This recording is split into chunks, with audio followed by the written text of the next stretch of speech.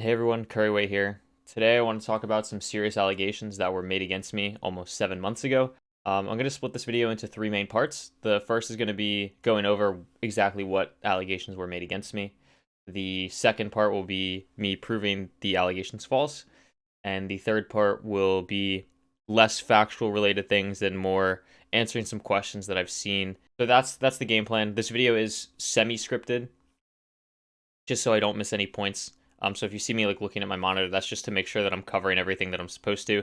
For the most part, I want to keep this as candid as possible. So I think to start out, I think it's important to talk about life before Curryway, because obviously I didn't always have this alias. So to catch everyone up, before I made Curryway, I went by the name Antoine Please, and I was a graphic designer in the Overwatch League. If you're not familiar with the Overwatch League, it is an esports league similar to like the NBA or the NFL, but for a video game called Overwatch. So on June 24th, 2020, when I was going under the name Antoine, I was accused of sexually assaulting two women.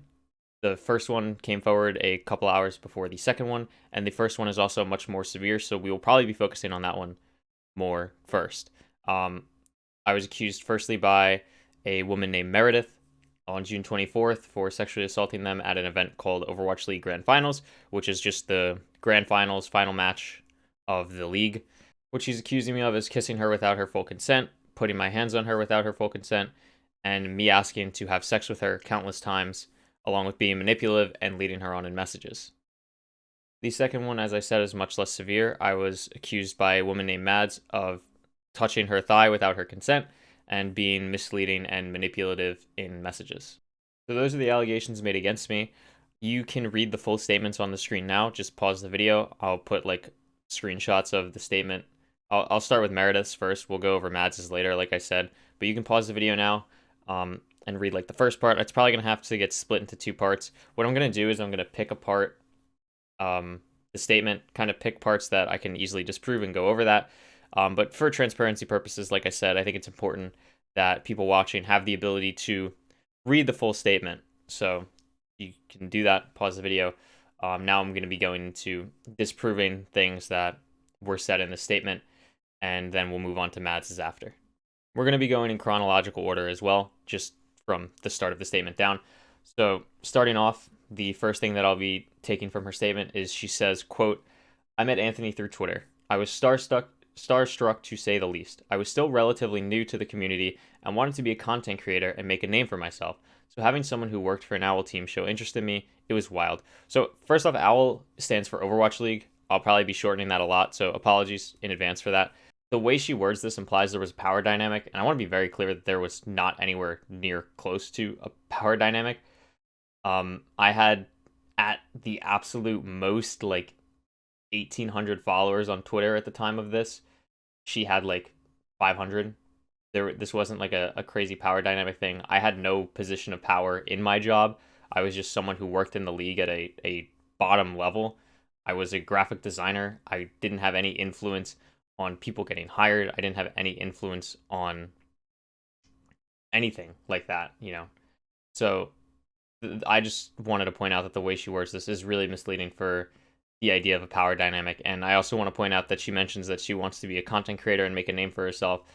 That is entirely not true. I can't really speak for what she thinks in her head specifically, but this person has never, throughout the time of me knowing them up until now, has never done anything related to content, has never been a social media manager for any lower level Overwatch team, has never done art or editing or anything content related for any team whatsoever at all.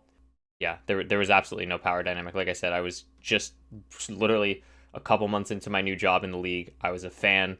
I had absolutely no power in my position, and I had no, huge following or anything close to anything that would result in a power dynamic at all. This next part is about our direct messages between each other on Twitter. Quote, "Then things escalated a bit. Things got sexual. He was saying explicit things about what he would like to do to me, asked for pictures, parenthesis, which I'm not proud of sending, end parenthesis, and one night when we called, he wanted more. As someone who had never had a guy show genuine interest in me, and he was with Mayhem, and I couldn't believe he likes me. So despite being uncomfortable, I agreed. So I want to be very clear that anything sexual was 100% consensual. What I'm looking at right now is what you're currently seeing on the screen, which is this first set of DMs from us on April 30th, where she is totally fine with me saying sexual things in DMs. Obviously, this is not the only example, but this is an example that I can pull.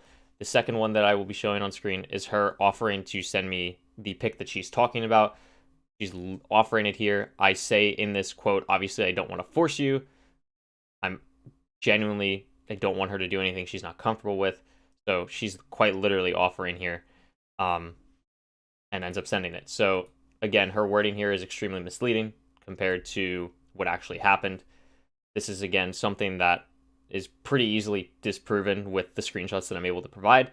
And that's going to be a continuing thing throughout this entire video. So I'm recording this part after I just recorded the whole video. I just want to be like totally transparent. The part of the screenshot that you just saw that I like read it out is just like sexual messaging between me and her because we were in the middle of sexting.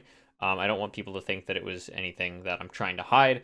I just don't think it's really prevalent to this video, and let's be honest, no one really wants to see that. So that's why it's marked red. It's not anything revolving what she's saying about the picture. It's just more of we were in the middle of sexting, and no one wants to see that.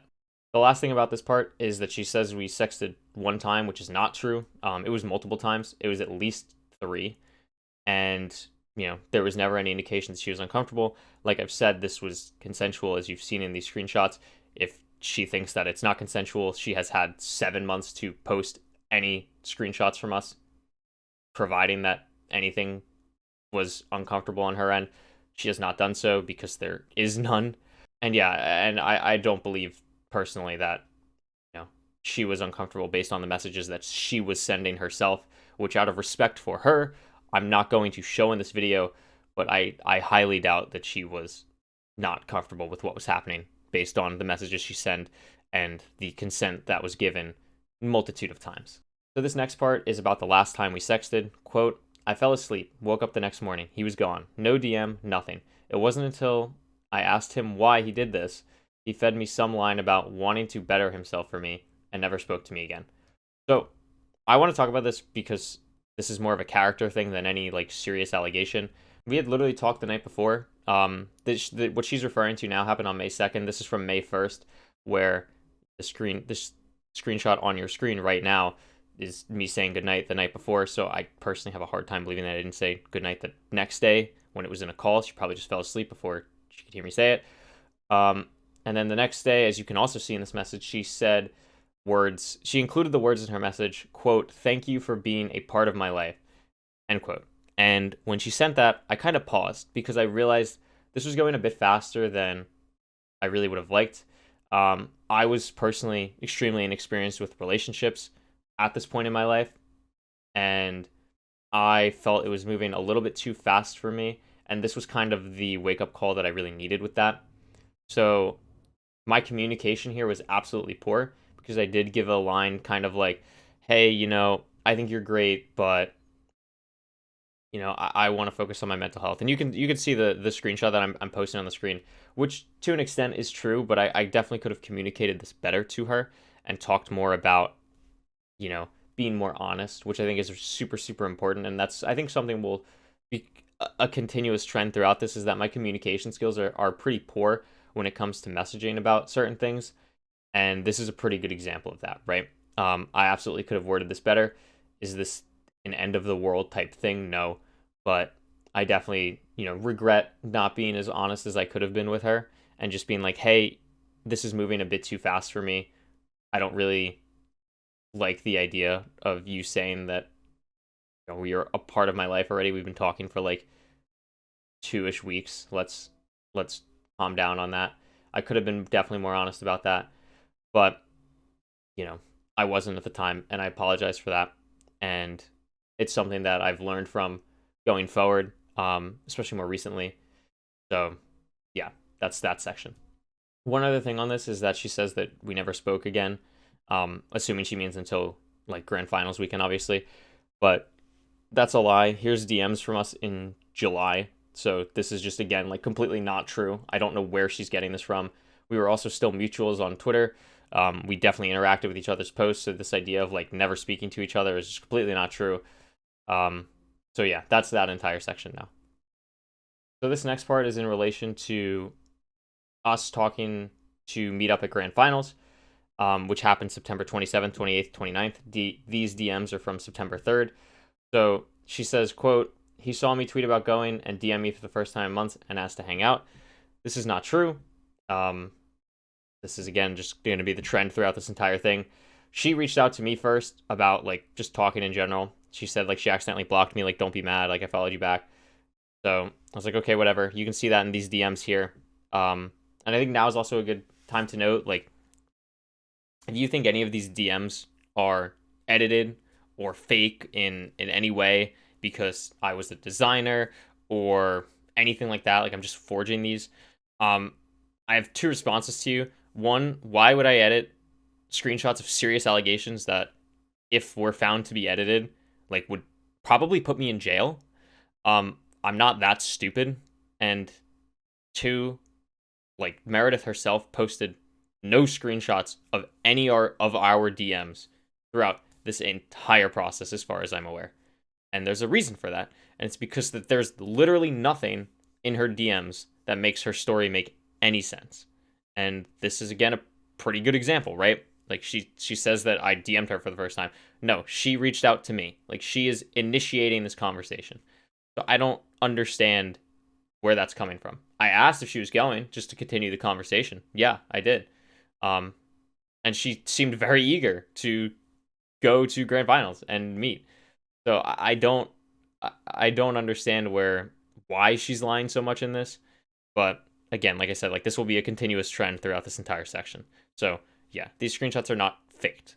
So now we're moving on to actually being in person together. This was the first time we were in person at grand finals. This is September 27th. For context, just so dates don't get too crazy here, and this will make more sense in a second as we continue going over things. September 27th is the day and night that we actually met. September 28th was the day of the meet and greet. September 29th was the actual day of grand finals and the last time that both of us were in Philadelphia. Grand finals, by the way, was in Philadelphia. This is, again, September 27th, so when we were meeting up. Quote, "So the night before the match, we met up outside my friend's hotel where we were all hanging out, and we walked to Love Park. We sat and talked until around 11 p.m.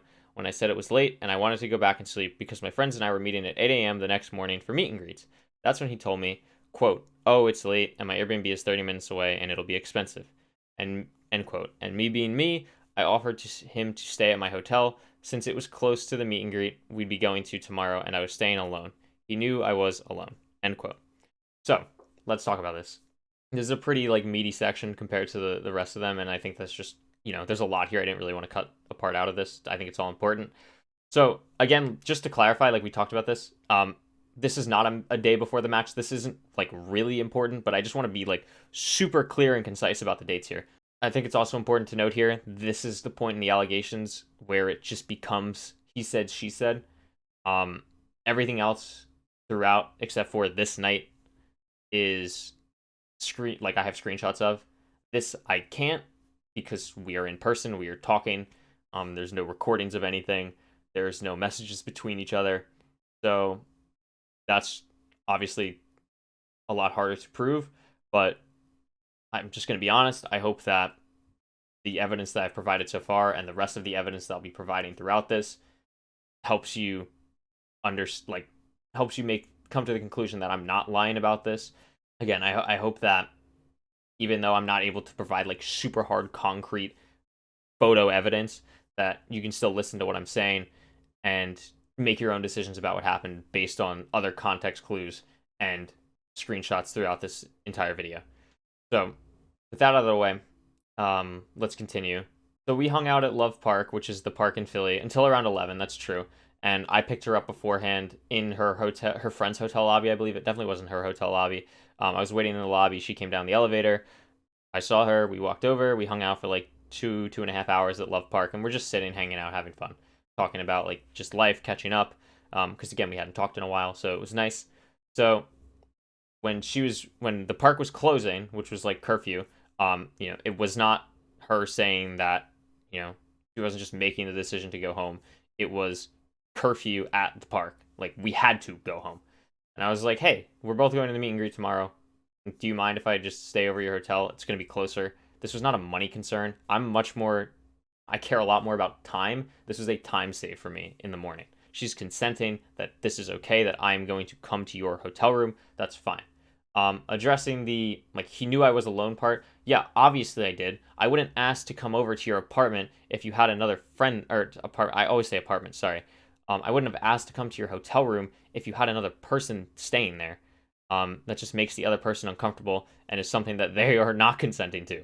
They are not consenting to some random dude that they might not know just staying over for the night. The reason I asked is that we were friends, it was comfortable between us, and if you weren't comfortable, you could have very easily said, I don't want you staying in my hotel room. I prefer if you just went back to your Airbnb. And she's trying to use, like, me knowing that she was alone against me here, but again, I wouldn't have asked if she wasn't alone because that would be weird for the other person staying there. You know what I mean? So this next part is about when we got back to her hotel room after we Ubered to our hotel. Quote, we got back to my hotel room and talked for a bit. I repeatedly said, I'm tired, I'm gonna sleep. But that wasn't what he wanted. At one point, he got on top of me. So, first and foremost, the he got on top of me part is not true and is something that she'll continue to mention throughout this.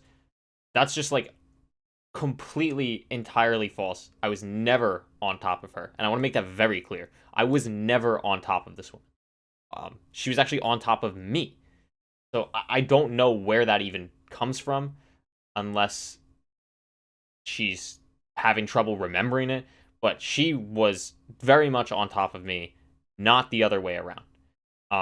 When we got back to her hotel room, she never said she was going to go sleep. That's not true. We had both mentioned that we were both tired, and we were just talking, sitting on her bed, laying down. So, you're laying on a bed, we were laying on opposite sides and looking at each other and talking. And then talking got a little bit flirty, and then I leaned in for a kiss and said, are you okay with this? To which she responded, yes. And then we kissed, and then kissing turned a little bit more into making out. And I asked again, like, are you okay with this? She said, yes. This is, again, very consented, that she is just completely leaving out, which is, obviously, it makes me look awful. But I want to be very clear that that is what happened. Like, this was consented to. There was no way around that it was consented to. It absolutely was. So I want to be very, very clear about that, and I want to be very clear that I was never on top of her at all. That's also just 100% completely false. So this is just a continuation. Quote, he was on top of me. We kissed. He started trying to go further. I said no. He kept trying. I pushed myself further than I was comfortable because I told myself, quote, other people do this thing and are okay with it, so I should be too, end quote. But the whole time I remember screaming in my head that I didn't want this, to please make it stop, end quote. So, as I just said again, because this is a really big partner statement, I was not on top of her. Like, that is just, like, so not true at all. Like I said, she was on top of me. There was never any point whatsoever throughout this entire thing where I was on top of her, and I want to make that extremely clear. The next thing I want to make extremely clear is I never asked for sex. This is, again, something that she mentions throughout this entire thing.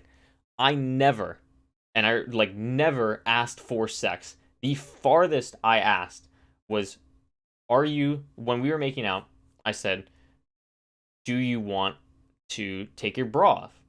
That was as far as I ever asked. And she responded with, I am not sure yet. Now, the inclusion of yet made me think, okay, she doesn't want to do it right now, but maybe in a bit she may. So I waited 10 to 15 minutes, and we were still making out. This was, again, making out was completely consensual. Again, she was on top of me. I was not on top of her. There was no struggle from her to, like, get away, nothing like that. Like, this is anything she's trying to imply here with that is just not true. Okay, she was on top of me the entirety of this. So after about 10 to 15 minutes, I asked again. I was like, are you sure you don't want to take your bra off? If not, it's fine, but I just want to make sure. And she said, yeah, I'm not really sure. And I said, okay, that's fine. And I didn't. I never took her bra off. That was as far as I ever asked. I didn't ask to do anything remotely more than that. Like, nothing else sexual, nothing. And I wouldn't have planned, like, that was not my intention at all whatsoever. I wouldn't have been prepared for something like that. I was very inexperienced at that point. That was not something that I had any plans on doing at all whatsoever when I got to a hotel room. The farthest I thought it would go was pretty much as far as it went. That was the maximum that I really wanted to take it, that I would have felt comfortable taking it. So I have no idea where this like ask me for sex thing comes from, unless she's implying that me wanting to take her bra off leads to sex, which is just not true. It can, obviously, but there's a lot of other things that have to happen to get to that point. And that's just completely not true. I wish there was a way that I could prove this in a better way. But the best way that I found out is to disprove the rest of her points that I easily can. And that's what I've been trying to do. So I hope you understand that, why there is not proof for this segment. It was literally just us two in a hotel room talking to each other. That's that part. And she also like says that she's like, quote, the whole time I remember screaming in my head that I didn't want this to make it stop. I can't read your mind. And I frankly, like, if you want my personal take, this is less factual, but if you want my personal take, I don't believe that that's true. She was very involved in what was happening. As I said, she was on top of me. I don't believe that that was the case. And even if it was, I can't read her mind. There's no way I could have known. And if that truly is how she felt, then I'm sorry. Like, I really am. Like, I would feel horrible. But that was not something that was ever communicated in any way whatsoever. And we'll get more into that throughout the rest of this video. So this next part is after we went to bed the previous night. After she said she wasn't sure for the second time, we made out for a couple more minutes and then ended it. And then we slept on opposite sides of the bed, which was my call because I didn't want to make her uncomfortable, and we went to bed. And it seemed like both of us were relatively happy with what had happened. There was no indication of anyone being uncomfortable, and we went to bed. So here's this next part. Quote, I woke up the next morning before my alarm to him pressed up against me. I was uncomfortable and pretended I was still asleep. I laid there while he pulled me closer, did more things I was uncomfortable with. He then asked for sex again. I turned him down again and again, until finally my alarm went off. I rushed to get ready and get out of there, my hands shaking the whole time. This is, again, almost entirely not true. So, as I just said before, we had gone to bed on opposite sides of the bed. This is something that has been confirmed by a friend of hers at the time. Not even a friend of mine. A friend of hers at the time confirmed this. Out of respect for them, I've talked to them about making this video. They preferred that I did not obviously use their name or show the screenshot. So out of respect for them, I'm not showing it. They were okay with me mentioning it and talking about it as long as their name wasn't used. But yes, this person who was Meredith's friend at the time of this happening confirmed that Meredith told her that we had slept on the opposite sides of the bed, and that was my call. I completely understand this person not coming out and wanting their name or even the screenshot to be posted in this video, because they have already gone through so much harassment through the past 6.5 months of this.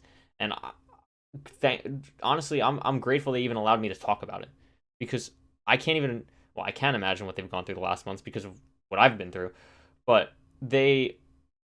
I really appreciate what they did, and allowing me to talk about it a bit here. So thank you to that person.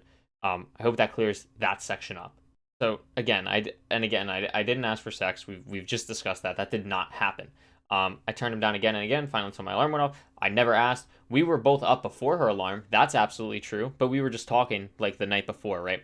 So we were laying, just looking at each other, talking, just chilling. Once her alarm went off, she went to go shower. Absolutely no rush, by the way. I think this is something that I talk about in the next section, but I can bring it up here too. She was actually late to the meet and greet. Her friend saved her a spot. This is something I think we talked about either that morning or the night before. So she wasn't in any rush. She had a spot saved for the meet and greet. It was a really good spot. So that's just not true. And after she got out of the shower, she, like, again, was still in no rush, very calmly getting dressed. We hung out. We talked in her room for like another 20 minutes, half hour. We hugged, and then we left. She ended up going to the meet and greet. I went back to my Airbnb because I wasn't thinking and was like, wait, I don't want to wear the same clothes that I wore last night. Let me go back there, change, and then I'll go to the meet and greet. So that's what I did. So now we're at the meet and greet. This is again September 28th now, after everything that happened on September 27th. Quote, I saw him later at the meet and greet, and again at the game. He pretended like I didn't exist, didn't look in my direction, didn't say hi, nothing. To this day, he still hasn't spoken to me. This is again, thankfully, where I can show proof of these things. So this is actually probably the easiest. This is one of, there's a lot of easy parts to disprove in the statement that are coming up, but this is one of the easiest ones because we talked an insane amount that entire weekend after this event, or after that night on September 27th. So again, I have absolutely no idea where this is coming from, especially the to this day thing. I went back to my hotel, or Airbnb, excuse me, to get changed. Then I saw her when I got to the meet and greet. She was at the front of the line with her friends. She had very clearly saved a spot. I knew that. I knew she was doing that. She wasn't in any rush because of the fact that she had a spot saved by her friends. I waved to her, and then she waved back. I think I said hi, but I didn't want to intrude. I didn't know her friend group. I'm a pretty shy person in person, and I didn't feel comfortable going to her friend group and kind of intruding myself just because I knew Mir or Meredith. I didn't want to do that. So I went to the back of the line. We said hi, and we continued messaging that night. And on screen now, I'll probably already started, but on screen, I'm going to have all of the direct messages from us from after that night on September 27th for the rest of that weekend. So this idea that we didn't talk that entire weekend is just completely insane because we talked about a bunch of things. I ended up going to a Martin Garrix concert on the 28th because that was an event that was there. She went bowling with her friends. And then on the game day, we actually saw each other in, I don't want to say a carnival area. That's definitely not the right word, but like a hangout area in the parking lot before the actual game on the 29th. I saw her there. I said hi. Again, she was with her friend group. I was kind of with my friend group. So we didn't really like hang out with each other because again, I didn't really want to intrude on her friend group and do anything like that. But we messaged clearly. And on the last day, she messages me after the games, and I think I was sitting at the airport at this point, and she messages me something along the lines of, you'll have it on your screen, but like, hey, I thank you so much for hanging out with me. I had such a fantastic time. And you don't say that to someone if you felt uncomfortable about anything that had happened over the previous 48 hours. I totally get the sentiment of not speaking out about it because you weren't comfortable talking about it. But this idea that like I totally ignored her after this Friday, the 27th, I think it was a Friday, is just insane. Like completely insane. And here's like you've seen like all the screenshots that back it up. I don't understand where that came from. That was super easy to disprove here. And again, it seemed very clear that she was absolutely okay with everything that happened, absolutely happy that we were hanging out and talking. And honestly, both of us, I know I did at the time, and probably her, thought that this could maybe eventually lead to some type of relationship, which it didn't end up doing. But that was definitely on the table at this point on the 29th. So that's just not true. And then again, even after that weekend, we had a few DMs again, just like catching up, and we remained mutuals and liked each other's posts and interacted with each other up until her posting the statement on June 24th. So yeah, that's, I guess, that entire section with the proof covered. I can't even believe I'm talking about this part, but I think it's important just because of just how like insane what she's talking about is. So quote, later on I hear that Thibodeau was sent to grand finals to control Anthony, to help him, quote, keep it in his pants, unquote, and somehow I still fell victim, unquote. So let's talk about, there's a lot of things that don't really make sense in this statement because I'm taking this a little bit, well, actually, I'm not really taking it out of context. She posts it without a lot of context for people who aren't familiar with Overwatch. So let's talk about this. Thibodeau is a friend of mine. That's his alias, or was a friend of mine during this time. He was also a future roommate once I moved to Florida. And, this idea that my company, my ex-employment, sent this person with me to grand finals to control me is any level of critical thinking can be like, okay, that's just insane and not true. What esports team or organization is going to do something like that, right? Like that's just not true. Like that's just not happening. And on the screen now is a screenshot from the general manager of the team saying directly on the day of, on June 24th, like, yeah, this didn't happen. The day she posted this statement, like, yeah, this is not true.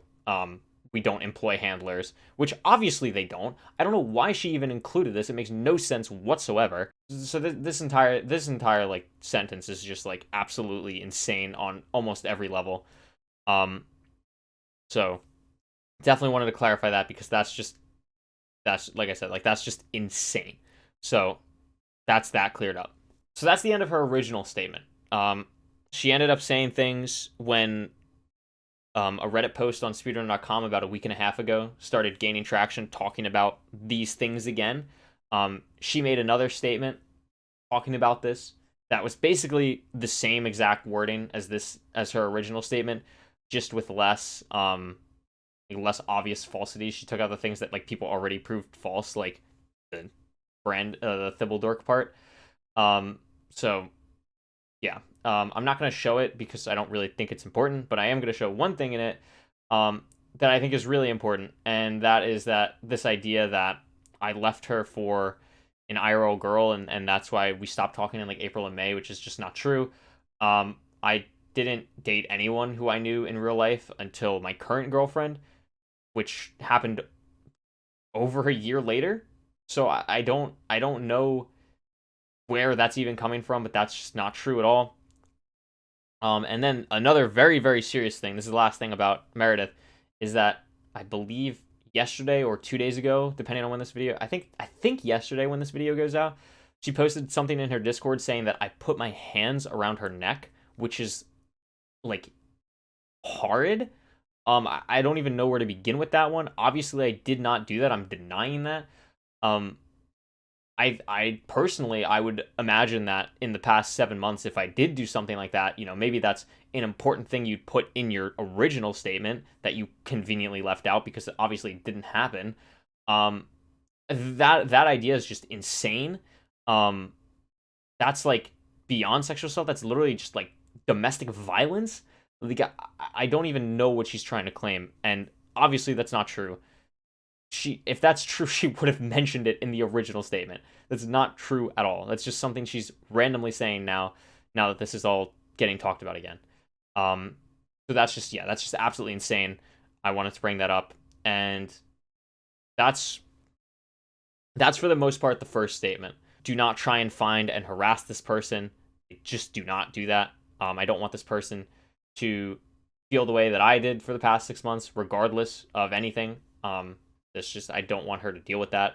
Yeah, I think that is just about everything that I have to say. Again, please do not harass this person. Let's move on to the rest of this video / statement. So moving on to the second allegation by Mads. I'll put it on the screen now. Pause the video for if you want to read it. I'm not linking these in the description again because I don't want these people to be harassed. So I'm just hiding their ats and showing as much as I can for transparency purposes. This allegation, like I said originally, is much less severe, but I think it's important for me to clarify these things so that this doesn't come up again in the future, and just to talk about all of these things now. If you've paused the video and read her statement, great. If not, I'm going to start talking about the parts of the statement that I think is important to talk about. So quote, Anthony had recently been hired by the Mayhem when we became Twitter mutuals in early April 2019. I was kind of starstruck that he would have any interest in following me, since I didn't really know anyone in the league, and all my friends were basically just other fans or super fans. End quote.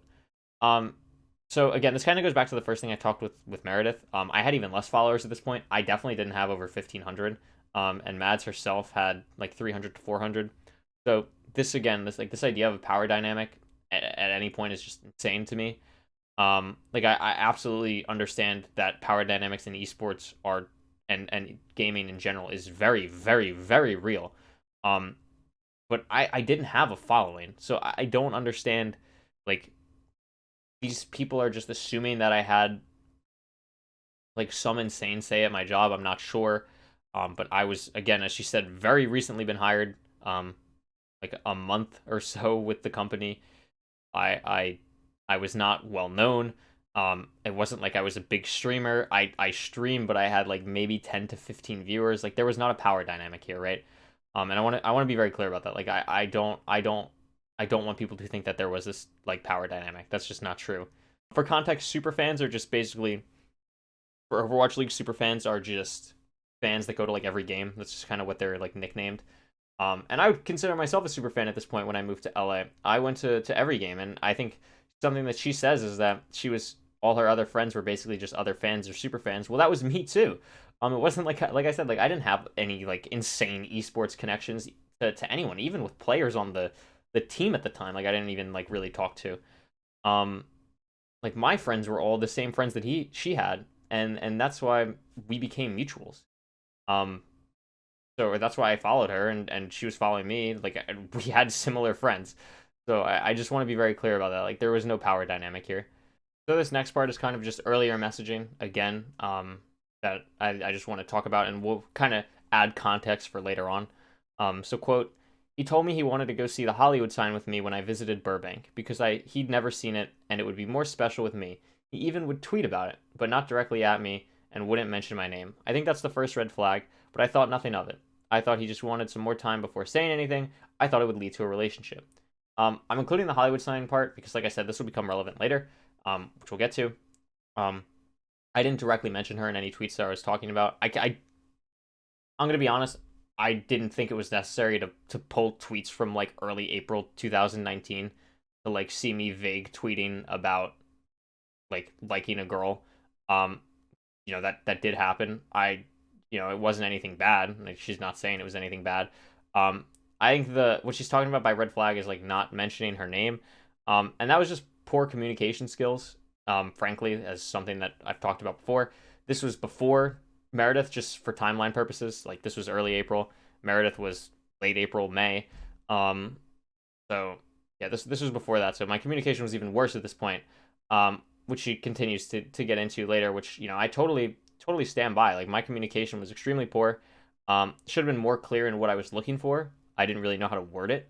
And to be honest, I didn't even really know what I was looking for at that point. I felt like I wanted a relationship, and I think a lot of times earlier on, a couple of years ago when this was happening, like I really wanted to try and find someone like immediately that like I could see myself like marrying, which is like insane. Like don't do that. Do not just like I don't know how to word it better, but basically like I was my thought process was like if I was talking to this person for like 2 weeks and like I didn't see a future 25 years down the line, I would be like, well, maybe this isn't the best idea. Which is like, don't do that. That's something that I've learned. And that was just genuinely my thought process at the time, which was just really poor, and my communication was bad, and it was not a good combo. So yeah, I just want to be very clear about that. Like I totally agree that my communication was poor, but I think saying that it's a red flag is a bit harsh, but that's not really the point. Just this is more clarification for later. So this is after this like first week of us talking. She says, quote, after that week he got kind of weird, distant, and not giving me the time of day, really.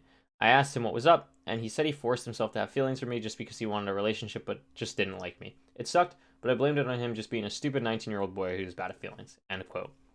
That's exactly what I was. She says it perfectly. A 19-year-old boy who was bad at feelings. Actually, stupid 19-year-old boy that was bad at feelings. It's absolutely what I was. And spoiler alert, I was a stupid 20-year-old boy who was bad at feelings. And to an extent, there's been times where I've been a stupid 21-year-old dude with bad feelings, who's bad at feelings. So I totally, I agree 100%. I wanted to point this out because, that's what it was. Like, it wasn't anything more. It was me being 19 years old, being inexperienced with relationships, living on my own for the first time, and not really knowing what I wanted. And I think it's important to note that she's right in that, but I also think it's important to note that it wasn't anything more than just me being a stupid 19-year-old boy who was bad at feelings. So this next part, we're fast forwarding a bit. Again, this happened in like early April, like late March, early April, and then this now part that we're getting into is I'm pretty sure it was June. She says, quote, I was dropped off at my Airbnb, and after this I had no plans. Once I was settled, I tweeted that I was free for the night and wanted to hang out with my LA mutuals before the game started the next day. Despite the fact that we hadn't talked much between our weird little fling and me visiting, Anthony almost immediately replied that he wanted to hang out. So she stated she asked mutuals, and she also talks about how we stayed mutuals. I was a mutual. She was in LA. She had flown out for that time. I think I mean I posted on the screen earlier. I'm like almost positive without looking that it was 19th, 24th. But if I'm wrong, it's on the screen anyway, or was on the screen. She wanted to see if anyone would hang out, and me, I'm thinking like, yo, let's go to the Hollywood sign. At this point, I had already gone to the Hollywood sign and Griffith Observatory. If you don't know what Griffith Observatory is, I'll put a picture of it on the screen right now. You've probably seen it, but not known what the actual name of it is called. When I was living in LA, it was absolutely my favorite place to go to, and having Mads in LA was just an excuse to go to Griffith. I was super happy to go. It would be cool to go with her. She had obviously never seen it before, so I was super happy to take her, and that's what I wanted to end up doing. It gave me an excuse to go. This next part is while we were at Griffith. Quote, at some point while we were standing in the viewing area, he put his arm around me. I thought this was a little weird at first, but I didn't really know how to react. But I'd had a good time that night, and I thought maybe this was my second chance. I still liked him. So I want to clarify that for some reason she doesn't mention this, but I asked for consent to put my arm around her. I want to say 6 or 7 times, and every time she said yes. I put my arm around her and said, like, are you okay with this? Like, are you comfortable? And she said yes, and this was a repeated process for, like, the next 20 minutes over the course of, like, 5 or 6 asks. And I wanted to really make sure, since we weren't dating, I wanted to absolutely make sure that this was something that she was comfortable with, which she was at the time. So I want to make that very clear. Just to you know, this was me putting my arm around her was consensual and absolutely agreed upon. So this is probably the most important part that I need to talk about in this statement. So this is after we left Griffith and we're heading back to my apartment. Quote, we decided to go back to his apartment to watch the VOD of a Contenders game from that day. When we arrived, there were some players doing English lessons in the living room. Anthony looked like he didn't expect them to be there, in parentheses, like he expected us to be alone, end parentheses, end quote. So starting off with people who may be confused, what is a VOD of a Contenders game? VOD of a Contenders game, if you don't know what a VOD is, it's just like a previous live stream. And Contenders is Overwatch Contenders, which is like the league below Overwatch League. And it was really popular to watch. Both of us were avid Contenders fans, and we hadn't watched the games from that day because we were out doing stuff. And so we decided to catch up on them at my apartment. This part about me expecting us to be alone is not true. I did not expect us to be alone for a multitude of reasons, but the main one being I lived with 2 people at the time, 1 player for the team and 1 coach for the team. And I genuinely cannot remember a time where I was actually alone in that apartment past like 7 p.m. ever. And that was because, you know, my 2 roommates were gamers, for lack of a better word. They didn't leave their room. They didn't go anywhere. And I was the same way, you know, and none of us, the coach, player, or me, like ever used the kitchen, ever used the living room. Like we always just Uber eated food. We were absolute gremlins, all of us, all 3 of us. And the idea that they were in the living room, like, blew my mind. And I think I remember saying that to her. I don't remember exactly what I said at the time, but I feel like I remember saying something along the lines of like, whoa, I can't believe they're out, or something like that. Because that was just so bizarre to me, and like in a good way. I was so happy they were like doing something. So it was really nice to see that, and that's why I was shocked. I didn't expect to be alone. I live with 2 gamers who just play Overwatch all day. It was not what I was expecting at all. And it wasn't like there's no way I was expecting us to be alone. It's just not true. So I hope that's something that you can understand. Again, there's no real way to prove that in any way, unfortunately, but you know, that just doesn't really make sense. I live with 2 gamers. Why would I expect them to not be playing video games on like a Wednesday night at like 11 p.m.? Where else would they be? You know? So I hope that makes sense. And again, like they were still in the house. Like I wasn't going to do anything. Not the game plan at all whatsoever. The game plan was to go back and watch the Contenders videos, and that was literally it. So this next part is a bit long, but I'll just read it and then we'll talk about it. Quote, I sat on the very edge of his bed, him in his desk chair. This will be relevant very soon. But I just want to, note that she's saying she's sitting on the very edge of my bed and me in my desk chair. So that's that. Next part. Quote, he ate while he worked and we watched the game with me. He ate while he worked and watched the game with me. and when he was done with his food and his work, he pulled his chair closer to the bed to be closer to me. He put a hand on my thigh and didn't take it off until I left. He kept telling me I could sit on the bed more, we could lay back and be more comfortable while watching.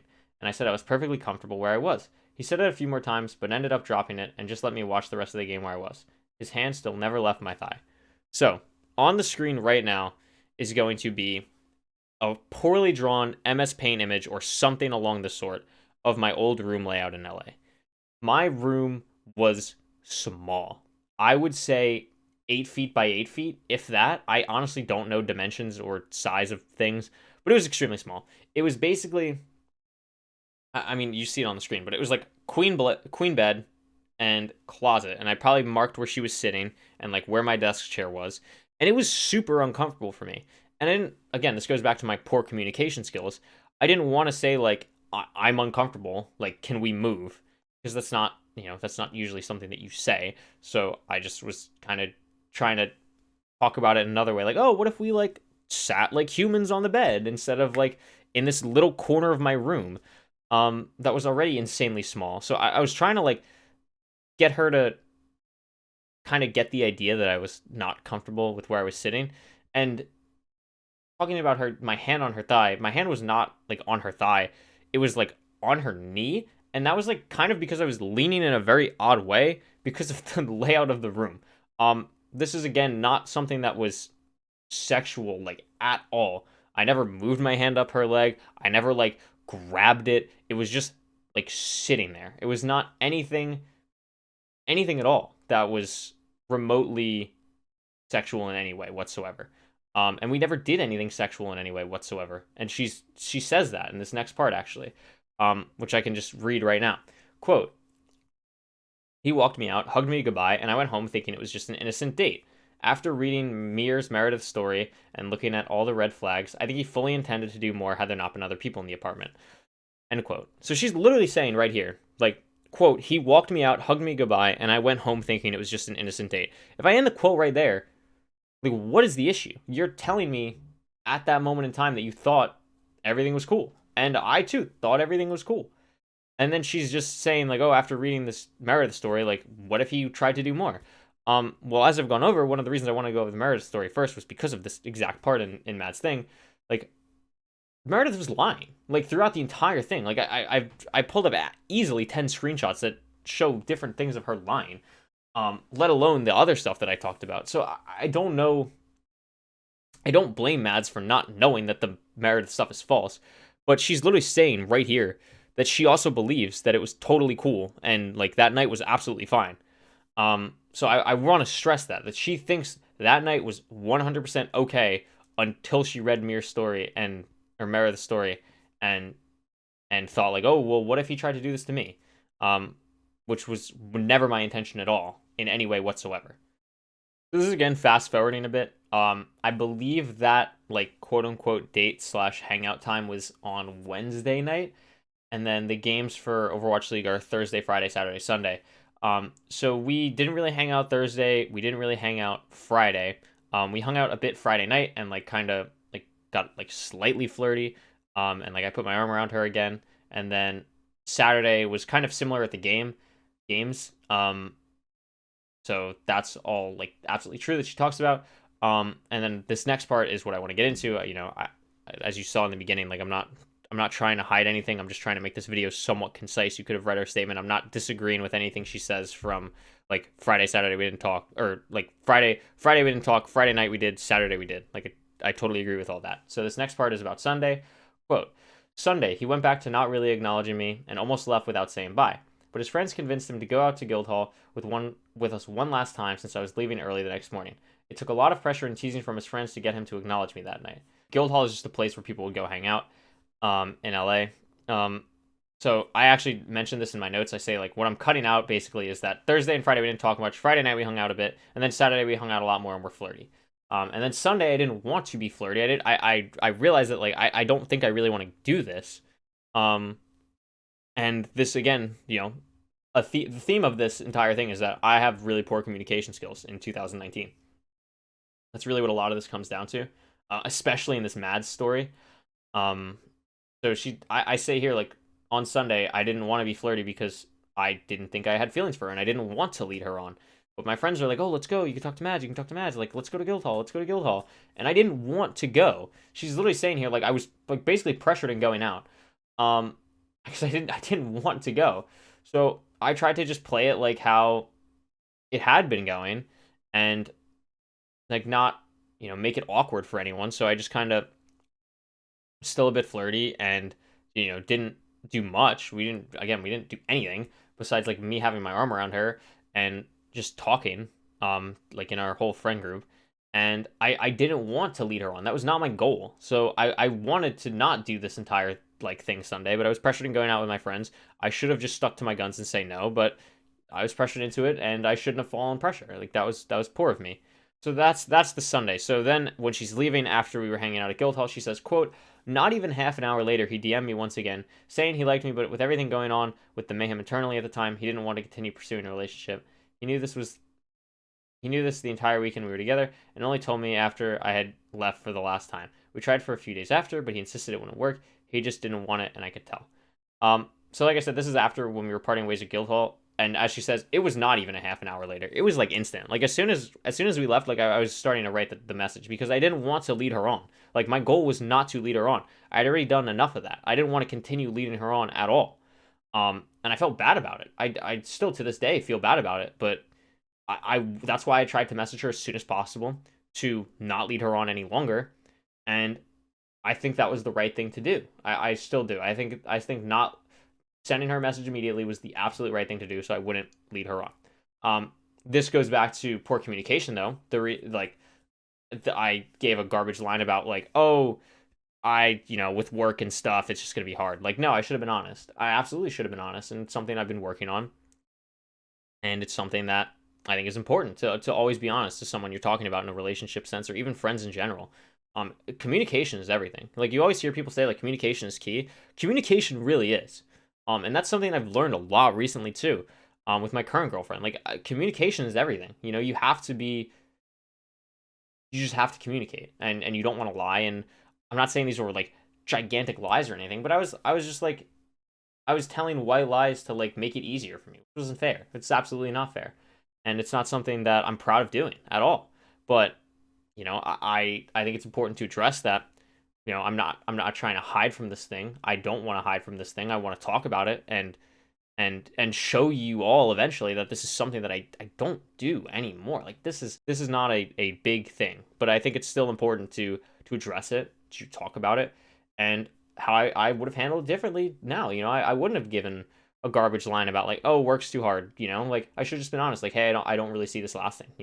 I don't think we're as compatible as we both, that you may think. I'm not really feeling this, and I should have told you earlier, and I'm sorry. I think that would have been a better way to do it. Absolutely.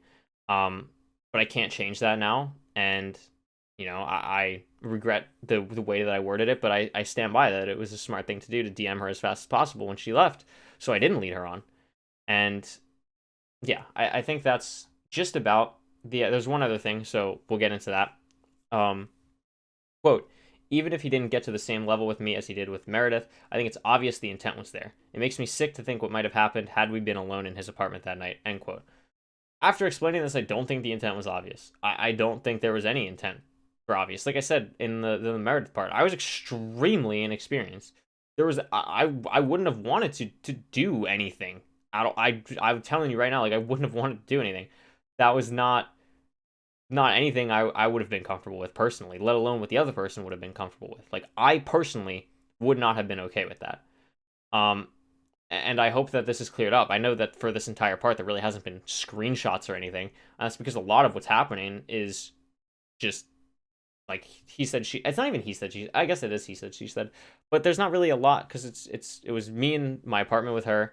And then, when we talk about things on Twitter, like I'm not disputing that I sent this DM. I'm not disputing that, I like tweeted about her vaguely, like, oh, I like this girl. Like I'm not disputing those things. This is more just about like confirming that this is not anything close to predatory. This is just talking about kind of what happened, kind of explaining it more now that I've disproved the Meredith thing, that, she's thinking that she's assuming writing this that all the Meredith things were true, which I don't blame her for. But But I hope now that this is cleared up that you can see, like, this is just me being stupid. As she said, better than I could ever say, stupid 19-year-old boy bad with his feelings. That's entirely what the story was. And, you know, I like to think that I've grown from this, and I'm a much better person now than I was 2 years ago when this was happening, and I couldn't communicate as well. So that is everything proof related, factual to the allegations made against me. This next part is going to be more general things, kind of answering questions that I have seen that I want to discuss, and kind of clarifying things that weren't that I wasn't able to clarify previously. So first thing, obviously, is a lot of people have been asking, like, these allegations came out 7 months ago, almost 7 months ago. You know, why haven't you said anything? Why did this take so long? So I want to discuss that very openly. Well, I shouldn't say very openly because there's not much I can discuss. Long story short, legal things take a long time, and legal things, when you have a lawyer, they tell you not to say things. I see a lot of people say things like, I ran away without facing any consequences, or like, he's living his dream job now, like doing YouTube. I want to be very clear about something. If anyone for any second thinks that I wasn't thinking about these allegations and what I was going to say and the video that I was going to make and everything that I wanted to talk about for the past 7 months dealing with this constantly, I don't know what to tell you. There has never been a time where I did not want to talk about this. I wanted to prove my innocence. It's what I wanted to do. I wanted to make a video like this so I could prove to people watching that I did not do these things that I was accused of. And I hope that after watching this, you feel that way. That you feel like I didn't do these things. And I think I'm providing a pretty damn good case against it. And I hope that you understand why I couldn't say anything earlier, and that this was not like, Curryway was not this fantasy fairy tale of me finally living my dreams. Curryway was a mental escape for me for dealing with this for as long as I had. And like I said, legal stuff takes its time, and it's draining. It's draining. I didn't expect to blow up. I sure as hell didn't expect to get 2 world records. I just needed to do something to clear my mind, and I wasn't expecting to blow up. And honestly, like, I feel like maybe I should have expected a bit more, especially once I got the world records. But you have to understand, like, I've done YouTube for 7+ years, and before Curryway, I never had more than 550 subscribers on any channel ever, and I was like blowing through that every day on Curryway. Like, I didn't understand the scope of what was happening, and it just felt surreal, and it was something that was distracting me from everything else going on, and I needed that. I truly needed that. And I don't regret any of the things that I did with Curryway, because I don't think I would have been able to get through these 7 months without it. Just being totally honest, I really needed something for my mental health, and this was a good outlet for it. And now that this is all out there, I'm really hoping to be able to move on from this and focus more on content creation and being the best person that I can be, and helping the community grow, and doing everything that I can to make this just a better place in general, and to make my community as welcoming as possible. This is also pretty obvious by now, but when I was dealing with personal issues at the end of videos, and I would say like, oh, I'm streaming soon, I don't know when, IRL stuff sucks, this was it. I don't think that's like a pretty obvious thing here. So I'll be able to stream now. I'm definitely not streaming tomorrow. I might not stream Saturday, maybe Sunday. I definitely want to see how this video ends up taking, and then seeing how long I want to let it sit before doing other things. But I think it's important that this video goes out as soon as possible now. And yeah, that's almost about it. Oh,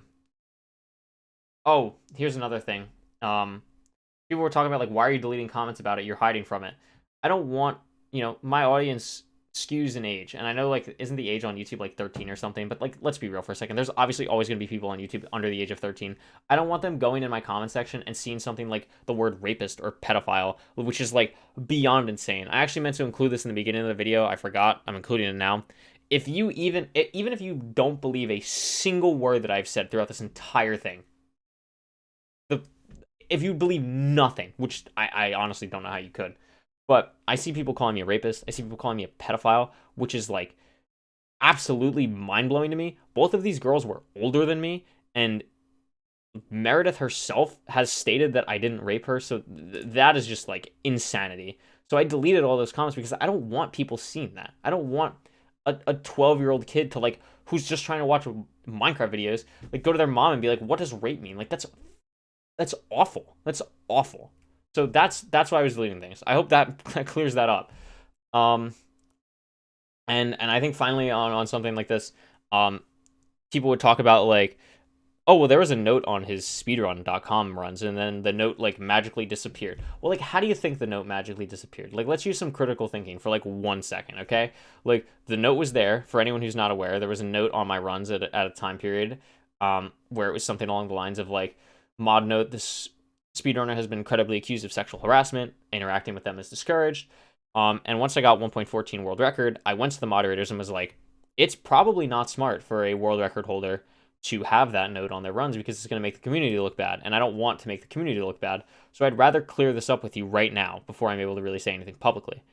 And I was able to do that, and they took the note off my runs, and I think that was a really smart way of doing it so that the moderation team didn't have to deal with as much garbage as they inevitably still had to deal with. But I think that was an important thing to do because, especially once I got the 1.16 world record, like if that was still on if that note was on the 1.16 world record, I think it honestly would have like really hurt the speedrunning community. So I think that was the smart thing to do, and I hope that clears that up. Like, because I see people all the time like, I don't understand why the mods took the note down. Like, why do you think? Like, come on, like why would they take the note down? Like, let's use our brain for like 1 second here, right? So just to wrap this video up, I think it's important for me to just like I said in the beginning, don't harass people that I've talked about in this. They don't deserve it. Obviously, you know, they've said some things that are not true about me, some misleading things, but I don't want them to get harassed. I've purposely hid their ats and usernames for reasons. I'm only using their real names because they use each other's real names in their statements, and it's also just, you know, easier. But do not try and find these people. Do not. And I just want to give a quick thank you to, like, my girlfriend has been absolutely beyond incredible throughout this. That night on June 24th, when this stuff happened, I called her before we were dating and said, because we were just friends at the time, and I told her I'm not getting off the phone with you until I prove to you that these things didn't happen. And ever since then, she has been absolutely incredible, and I would not have been able to get through this without her. And I've seen people harassing her on Twitter for talking about it, and it's just, it breaks my heart, honestly. I love her so much, and she has been my everything through this, and it would be wrong of me to not mention how incredible she is and how much she has helped me go through this. And not talking about that in this video. So she's absolutely incredible. And like I said, she had made this process so much more bearable for me, and she's just absolutely the best. And then moving forward, you know, I'd like to see where this channel goes. I'm not really sure. I'd like to start streaming again soon. There's nothing stopping me from streaming again soon now. So now that this is cleared up, that's the plan. And for now, I'm going to edit this video so you can see it on the day that it's getting recorded. And yeah, thank you all so much if you made it to this point in the video. If you have any questions, I'd be happy to try and answer them in the comments. Thank you for watching. Thank you for listening to me. And I look forward to talking to all of you again soon. Goodbye, everyone. Thank you.